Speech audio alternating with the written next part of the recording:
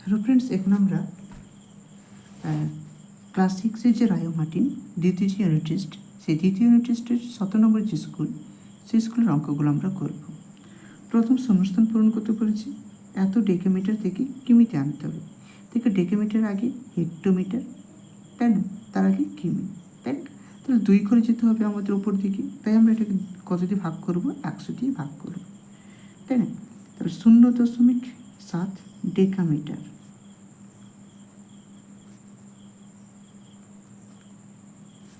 সমান, তাহলে এখানে কত দিয়ে ভাগ করবো আমরা?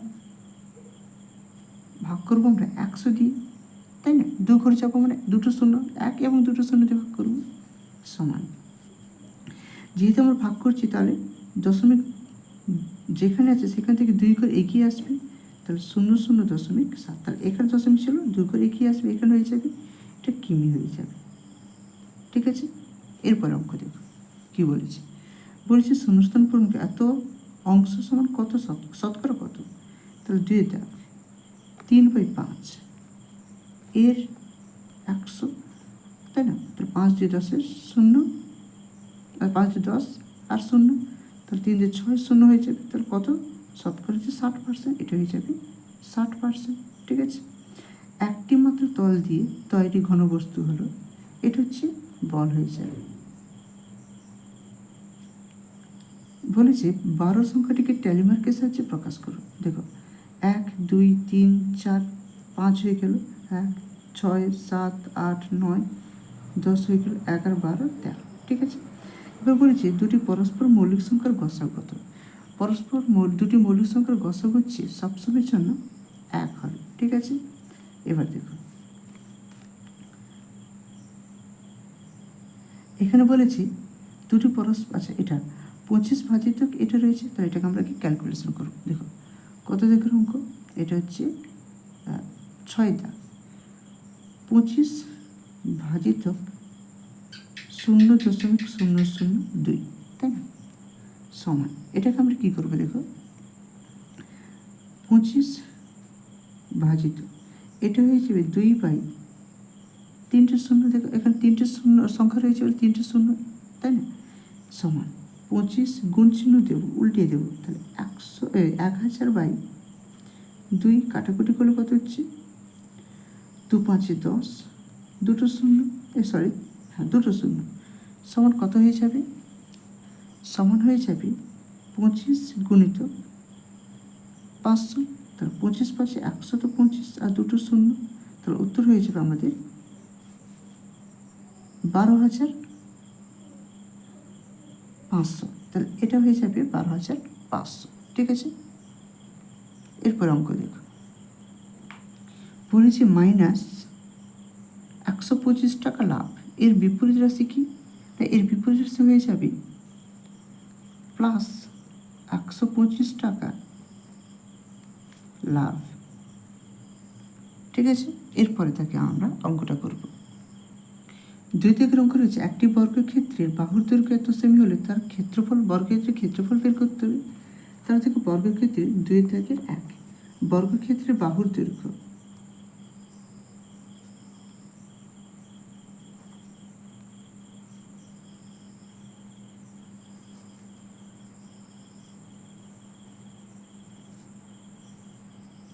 সমান সমান 10.5 সেমি, তাই না?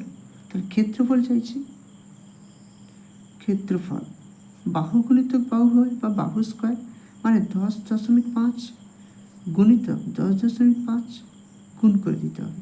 তাহলে 105 আমরা গুণ করব, 5 5 কত? 25, 5 কি 5।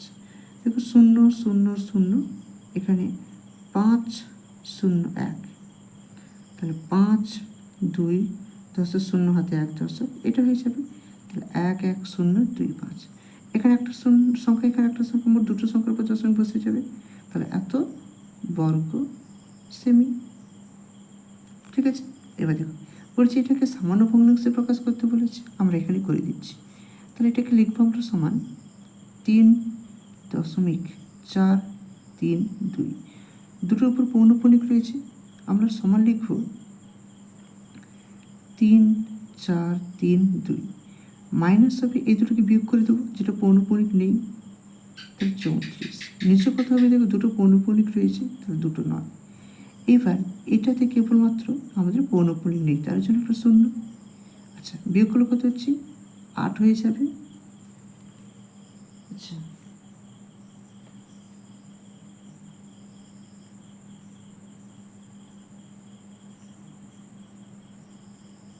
এরপরে দেখো, এখান থেকে 1 চলে গেছে, তাহলে এখানে কত পড়ে আছে, 2 2, অর্থাৎ এখান থেকে 1 ধার নিতে হবে, ধার নিলে কত হয়ে যাবে, 12, 12 থেকে 3 বিয়োগ, 12 থেকে 3 বিয়োগ করলে 9 হয়ে যাবে। আচ্ছা, এখানে 3 3 পড়ে থাকবে, তাই না, নিচে কত থাকবে, 9 9 0, কতটা বোঝা গেল। তাহলে আমাদের এটাকে আবার আমরা 2 দিয়ে কাটাকুটি করব। দেখো, 2 1 2, 2 6 12, 2 9 2 9 18, আবার 2 9 18, এটাকে 2 যদি কাটাকুটি করি, 2 4 8, 2 9 18, 2 5 10, তাহলে কত হয়ে যাবে, 1 6 9 9 বাই, এটা হয়ে যাবে। ঠিক আছে, এরপরে দেখো, দেখো এই যে অঙ্কটা 3 থেকে 1 এটা আমরা এর আগের চ্যাপ্টারে করেছিলাম। ঠিক আছে, অর্থাৎ আগের যে স্কুলটা সেটাতে করেছিলাম। এইটা একটু দেখি না। আচ্ছা, প্রথমে আমরা কী করবো, এইগুলো লসক করবো। দেখে এখানে এগুলো 8 12 16 20 লসক বের করেছি, কত হয়েছে, 240, তাই না। এবার 240-এর সঙ্গে আমরা 1 গুণ করে 1 যোগ করেছি, একটা যোগ করেছি বলে এখানে আমাদের অবশিষ্ট 1 রয়েছে বলে। ঠিক আছে, দেখো এটাকে ক্যালকুলেশন করতে 241 হয়েছে, যা 13 বিভাজ্য নয়। এরপর আমরা লসাগুর সঙ্গে 2 গুণ করেছি, তার সঙ্গে 1 যোগ করেছি, তাহলে এটা হয়েছে 481, এটা 13 দ্বারা বিভাজ্য, তাহলে ক্ষুদ্রতম সংখ্যাটা এইটা হয়ে যাবে। ঠিক আছে, এটা আমাদের এখানে উত্তর। ঠিক আছে, চলো এরপরে তাকে আমরা অঙ্কটা করব। দেখো, প্রথম আমাদের প্রথম বন্ধনের কাজ হবে, তাই না, তাই আমরা দ্বিতীয় বন্ধন দিয়ে দিলাম, এটা থেকে 4 থেকে এটা বিয়োগ করলাম।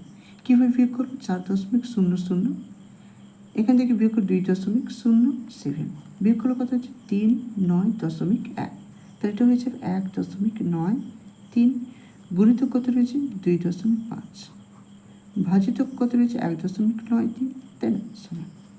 এটাকে আমরা গুণ করবো না, কী রাখবো, সেটাই রেখে দেবো গুণফল আকারে। তো যখন আমরা এখানে ভাগ থেকে গুণ করবো তখন উল্টে যাবে, তাহলে 1.93 হয়ে যাবে, এটা কাটাকুটি হয়ে গেল, সমান 2.5, এটা আমাদের উত্তর হয়ে গেল। ঠিক আছে, এরপর অঙ্ক দেখো, বলেছে তোমাদের 20 জন বন্ধুর মধ্যে কে কী ফল খেতে ভালোবাসে তা তালিকাটা দেওয়া রয়েছে। এখানে স্তম্ভচিত্র অঙ্কন করতে বলেছে। দেখো, এটা আমরা করে রেখেছি। এখানে ফল সংখ্যাটাকে আমরা x অক্ষরের উপর ধরেছি। ঠিক আছে, এখানে x অক্ষর উপর এটা ধরেছি, এবং বন্ধুর সংখ্যাটাকে আমরা y অক্ষরের উপর ধরেছি, দিয়ে আমরা স্তম্ভটা তৈরি করেছি। প্রথম কি রয়েছে, আপেল। দেখো, আপেল 4 করে বলেছি, 4 জন বন্ধু খেতে ভালোবাসে, তাই আমরা এখানে 4 পর্যন্ত স্তম্ভচিত্র অঙ্কন করেছি, এখানে আমরা 4 লিখে দেব। এরপর পেয়ারা কতজন, 6 জন, তাহলে এখান থেকে 6 পর্যন্ত আমরা লিখেছি, স্তম্ভ তৈরি করেছি, তাহলে এখানে 6। শশা 2 জন, তাহলে এখানে 2 লিখে দাও। আর এটা কলা হচ্ছে 2 জন, শশা কতজন, 3 জন, তাহলে এখানে 3। আঙ্গুর কতজন, 5 জন, তাহলে এখানে 5। এইভাবে আমাদের এই স্তম্ভচিত্র অঙ্কন করতে হবে। তোমরা সব স্কেল এবং পেন্সিল দিয়ে স্তম্ভচিত্রটা অঙ্কন করবে। ঠিক আছে,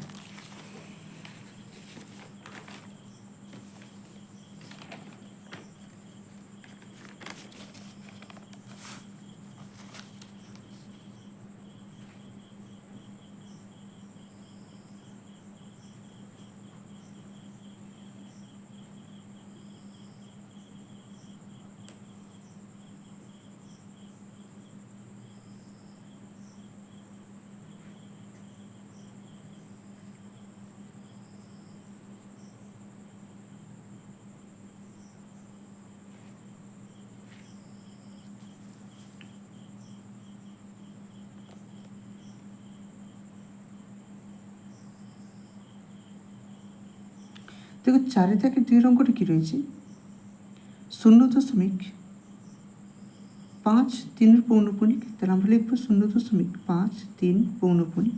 এটাকে আমরা কীভাবে লিখতে পারি? 53 একটা পৌনঃপুনিক রয়েছে তাহলে 9, একটা কিছু এর ওপরে পৌনঃপুনিক নেই তার জন্য 0, বিয়োগ করতে হবে এখানে 5 যেটা পৌনঃপুনিক নেই, তাহলে বিয়োগ করলে কত হচ্ছে দেখো, 53 থেকে যদি আমরা 5 বিয়োগ করি হয়ে যাবে 48 বাই কত 90। এটাকে যদি কাটাকুটি করি 2 কাটলে 2 2 4,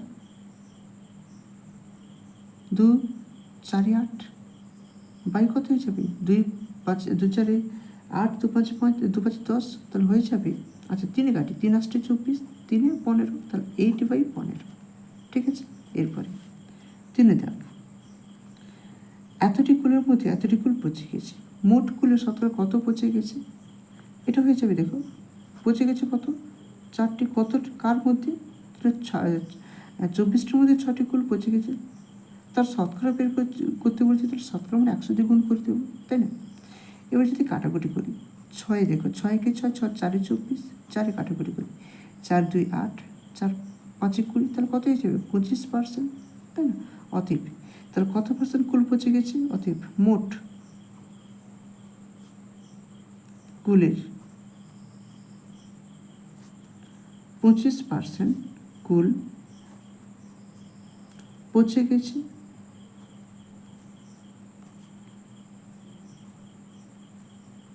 বোঝা গেল? এরপরে দেখো বলেছে রেখা এবং রেখাংশের মধ্যে দুটি পার্থক্য। দেখো আমরা এখানে এটা লিখে রেখেছি, রেখা কাকে বলে আর রেখাংশ, রেখা এবং রেখাংশের মধ্যে পার্থক্য বলছে, রেখার কোনো নির্দিষ্ট দৈর্ঘ্য থাকে না, রেখাংশের নির্দিষ্ট দৈর্ঘ্য আছে। রেখার প্রান্তবিন্দু থাকে না, রেখাংশের প্রান্তবিন্দু থাকে। যে কোনো সমতলে রেখা অসীম পর্যন্ত বিস্তৃত, যে কোনো সমতলে রেখাংশ অসীম পর্যন্ত বিস্তৃত নয়। তোমরা এটা স্ক্রিনশট মেরে রাখো, দিয়ে তোমরা খাতাতে লিখে নেবে, ঠিক আছে। পরবর্তী অঙ্ক 5 থেকে 2 কী বলেছে, পি কিউ এবং আর এস দুটি পরস্পর ছেদে সরলরেখাংশ অঙ্কন করে এবং অভিযোগ ছেদ করেছে।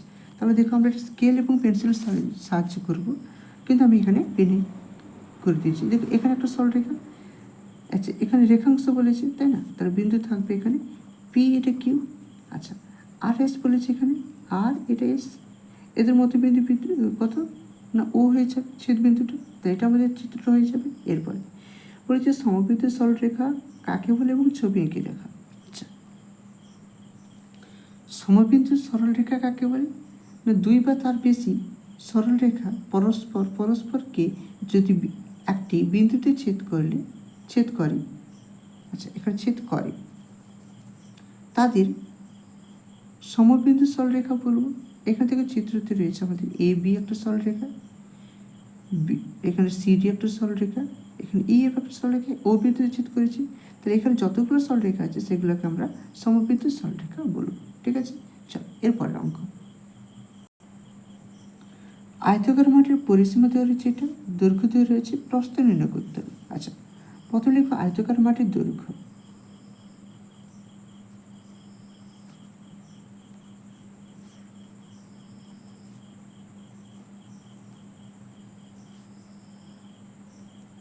পরিসীমা লিখব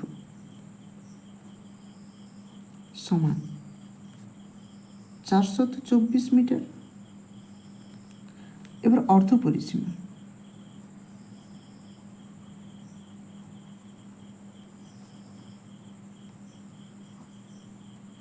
অর্ধ পরিসীমা কত হয়ে যাবে, এটা ঠিক হাফ হয়ে যাবে, মানে 2 দিয়ে আমরা ভাগ করে দেব, ভাজিত 2 সমান কত হয়ে যাবে 2 1 2 এত মিটার হয়ে যাবে, তাই না। আচ্ছা এবার বলেছে দৈর্ঘ্য দেওয়া রয়েছে, অতএব দৈর্ঘ্য সমান কত রয়েছে এখানে 1 2 8 মিটার।